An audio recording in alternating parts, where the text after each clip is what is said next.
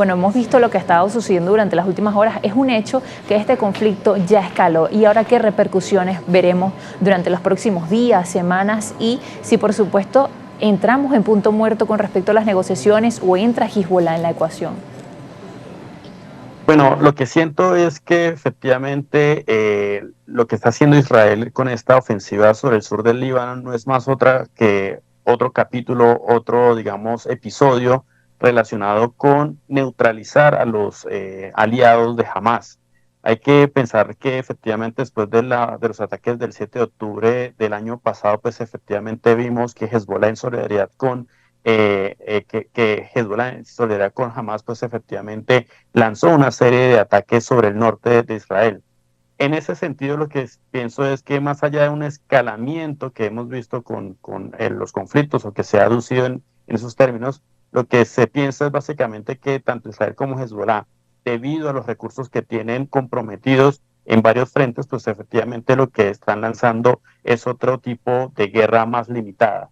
Creo yo que si efectivamente Israel cruza la línea roja de una invasión terrestre en términos de sumar más hombres en la frontera norte, pues efectivamente sí estaremos hablando de un escalamiento. Mientras tanto, lo que podemos decir es que vemos un nuevo episodio de lanzamiento de cohetes y bombardeos selectivos que lo que buscan básicamente es debilitar y disuadir, particularmente a Hezbollah, de que siga apoyando a Hamas.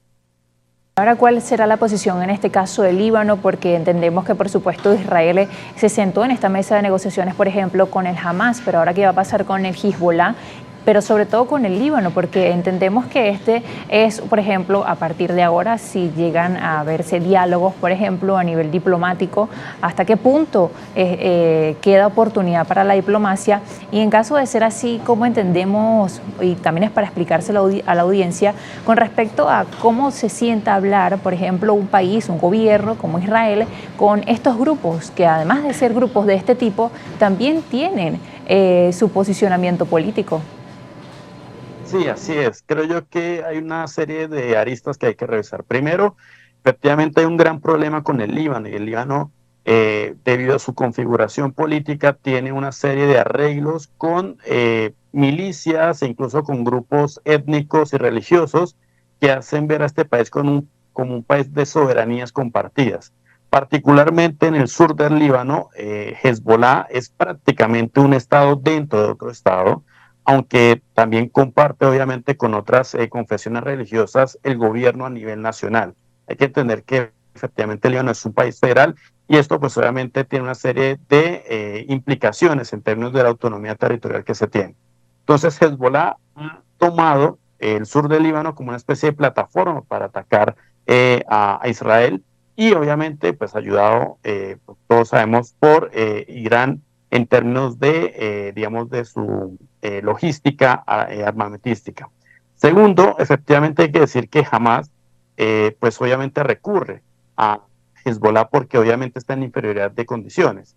Y esto pues se magnifica un poco más si entendemos que efectivamente Hamas y Hezbollah, junto con gobiernos, por ejemplo, en Teherán y por ejemplo en Siria, pues tenemos el famoso eje de resistencia. Entonces, por lo tanto, estamos hablando de que Israel no solamente se enfrenta a Hamas y a Hezbollah, sino que se enfrenta también a estos aliados, a estos gobiernos que promueven este tipo de actores no estatales en la región.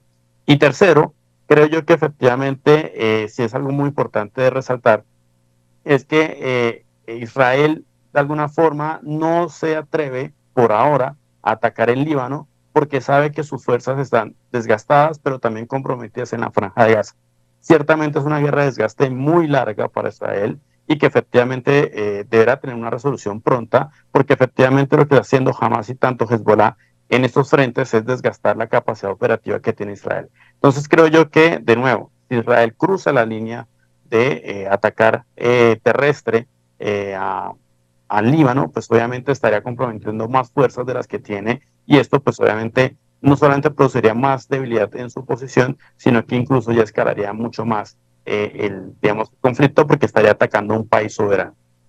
Y hablando de operaciones terrestres, ¿hasta qué punto las partes o alguna de ellas podría ser más poderosa que la otra? He visto a algunos analistas que dicen que, por ejemplo, Hezbollah tiene mucha experiencia en esto. Vemos como el 7 de octubre, cuando inicia este conflicto, pues por supuesto fue el Hamas que entró en este territorio de manera terrestre, en Israel. Así es, comparativamente, Hamas es inferior en términos militares a Hezbollah. Hezbollah no solamente tiene el respaldo de Irán, recordemos que es una milicia de tipo chiita, sino que tiene también el respaldo de Siria. Y en Siria no solamente tiene armas, sino que ha ganado experiencia gracias a la guerra civil que se sigue dando en este país. Entonces creo yo que si llega a enfrentarse directamente Israel contra Hezbollah, pues ciertamente vamos a tener una confrontación muy distinta a la que ha tenido Israel en, digamos, en la franja de Gaza contra Hamas. Y obviamente, como veníamos comentando, no solamente el hecho de que se confronte directamente a Hezbollah es un enfrentamiento unidireccional, es decir, de Israel hacia Hezbollah. Esto implicaría que seguramente estaríamos frente a un conflicto que alcance otras magnitudes, magnitudes regionales, y en las cuales, pues, efectivamente, una de las grandes víctimas va a ser el acuerdo que se está de alguna forma gestando entre Qatar y Egipto, y que obviamente ahorita recientemente el presidente Joe Biden dijo que estaba sacando adelante.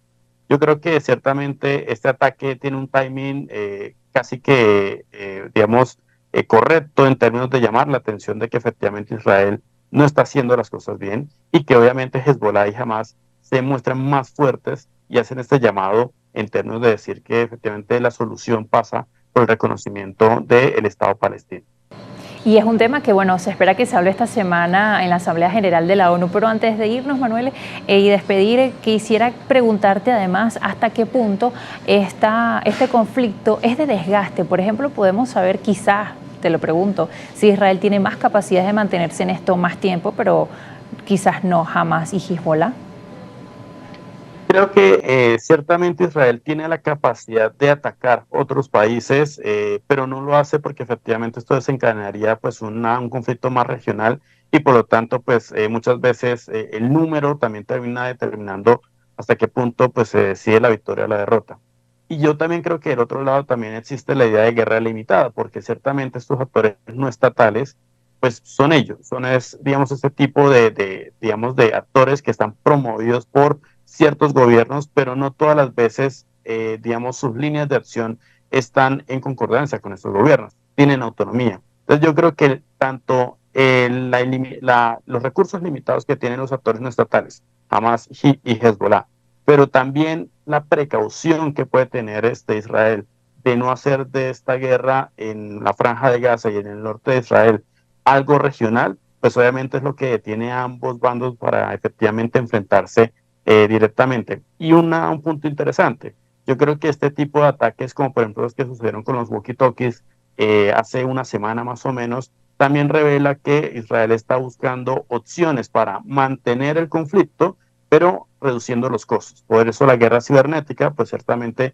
termina favoreciendo a Israel y manteniéndole la iniciativa de seguir atacando a estos objetivos tanto en el Líbano como en la Franja de Gaza. Muchísimas gracias, Manuel, por acompañarnos hoy. Muchas gracias, Trina, por la invitación y un saludo para la audiencia.